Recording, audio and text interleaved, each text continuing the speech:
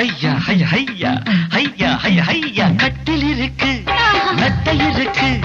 கட்டளைய கேட்ட பின்பு சொர்க்கம் இருக்கு கிட்ட இருக்கு கட்டில் இருக்கு கட்டுகிற மேளங்களை தட்டி முழக்கு கட்டில் இருக்கு மெத்தை இருக்கு கட்டளைய கேட்ட பின்பு சொர்க்கம் இருக்கு கிட்ட இருக்கு